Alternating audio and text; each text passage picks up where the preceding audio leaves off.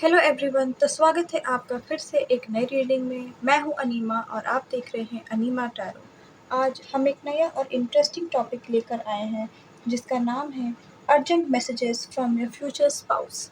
आपके future spouse आपसे क्या कहना चाहते हैं, आज हम इस ब्यूटीफुल सी रीडिंग में देखेंगे। तो चलिए बिना टाइम वेस्ट किए अब हम इस ब्यूटीफुल सी रीडिंग को स्टार्ट करते हैं। ठीक है।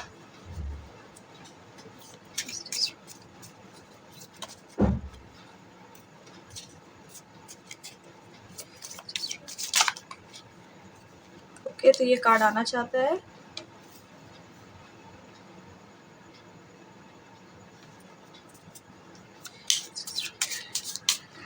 आपके कार्ड्स तो ऐसे ही जंप हो रहे हैं।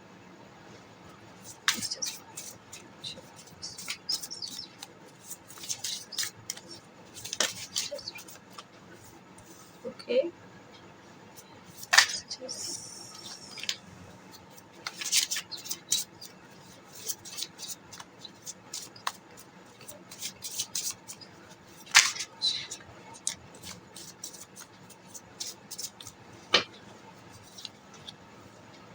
messages from your future spouse.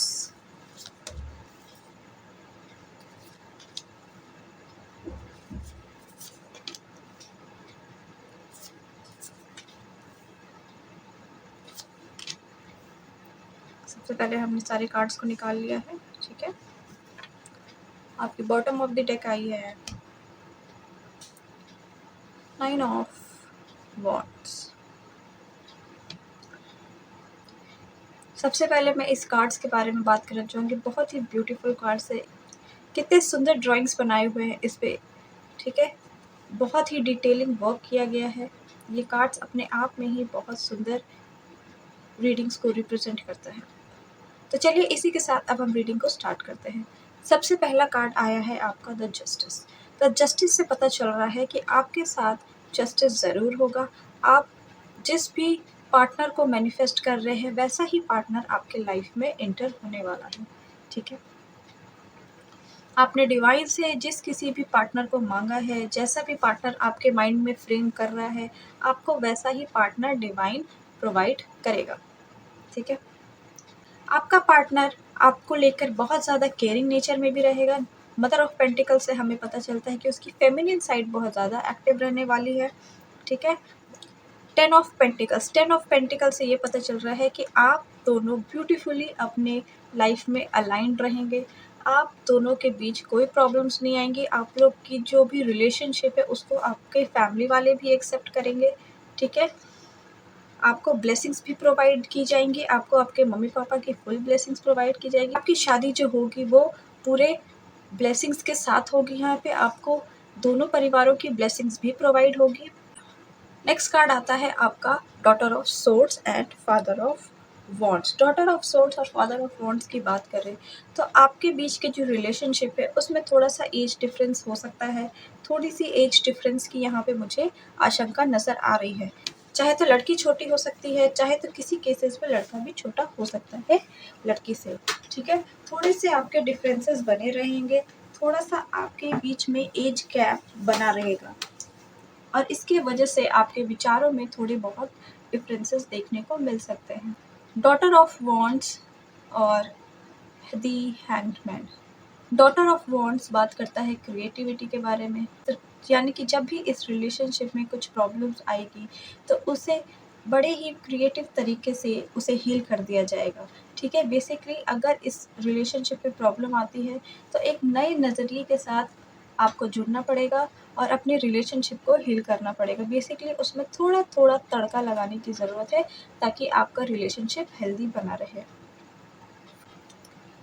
5 of sword से पता चलता है कि शुरुआती टाइम में अगर मान लीजिए मैं अरेंज मैरिज की बात कर रही हूँ तो अरेंज मैरिज में क्या होगा कि स्टार्टिंग के फेज़ में आपको एक दूसरे को समझने में दिक्कत आएगी।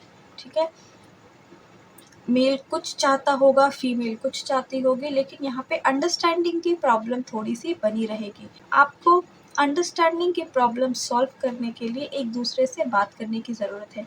यहाँ पे 7 ऑफ वॉन्ड्स भी वही बात कर रहा है कि फीमेल की इंटरेस्ट कुछ और हो सकती है, मेल के इंटरेस्ट कुछ और हो सकते हैं, लेकिन आपको अपना कॉमन पॉइंट ढूंढने की ज़रूरत है कि किस कॉमन पॉइंट में आप दोनों की सिचुएशन, आप दोनों के आइडियाज़ मैच करते हैं, और फिर उसी एक यूनिकनेस के साथ आपको अपना एक रिश्ता स्टार्ट करने की ज़रूरत है।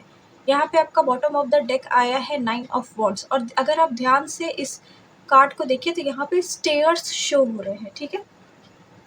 स्टेयर्स यानी कि धीरे धीरे अपने इस रिलेशनशिप में नोक झोंक के साथ जैसे जैसे आप कदम बढ़ाएंगे, वैसे वैसे ये रिलेशनशिप और सुधरता चला जाएगा।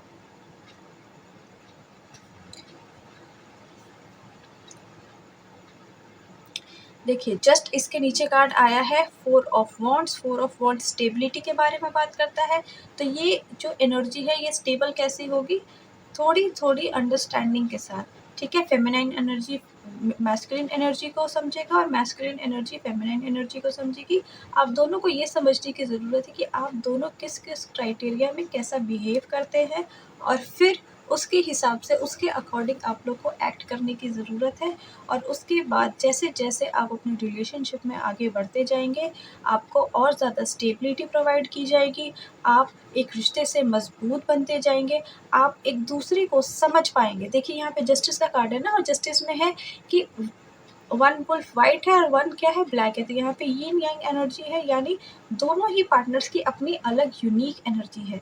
उस यूनिकनेस को यहाँ पे बैलेंस किया जा रहा है, ठीक है। आप दोनों को अपनी पार्टनर की अच्छाई को और उसकी बुराई को समझकर ही अपने रिलेशनशिप में एक्ट करने की ज़रूरत है। हैंडमैन भी वही बताता है कि चीज़ें अगर सीधी तरीके से आपको समझ नहीं आ रही है, तो उसमें एक दूसरा पर्सपेक्टिव, एक दूसरे नज़र को डालने की ज़रूरत है। हो सकता है तब आपको वो समझ में आ जाए, ठीक है, कि आपका पार्टनर आपसे क्या कहने की कोशिश कर रहा है। मेंटल कैओस थोड़ा-सा बना रहेगा क्योंकि आप अभी अपने पार्टनर को समझ नहीं पा रहे हैं। आपको क्या करना है, धीरे-धीरे अपने पार्टनर को समझना है, और फिर आपको ब्लेसिंग्स मिलेंगी, ठीक है? आप एक-दूसरे को समझ पाएँगे अच्छे से, इस रिलेशनशिप में अच्छे से स्टैंड कर पाएँगे, और एक-दूसरे को यहाँ पे नर्चर भी करेंगे। तो यस, यहीं पे मैं इस ब्यूटीफुल सी रीडिंग को ख़त्म करती हूँ। कैसी लगी आपको ये वीडियो, हमें कमेंट सेक्शन में ज़रूर लिख कर बताइएगा। अगर ये मैसेजेस आपसे रेजोनेट हो तो प्लीज़ इस चैनल को लाइक करिए, सब्सक्राइब करिए, अपना ढेर सारा प्यार दीजिए, और अपने फ्रेंड्स और रिलेटिव्स के साथ भी आप चाहें तो इसे शेयर कर सकते हैं। मिलूँगी मैं आपसे किसी अगली रीडिंग में, तब तक के लिए बाय।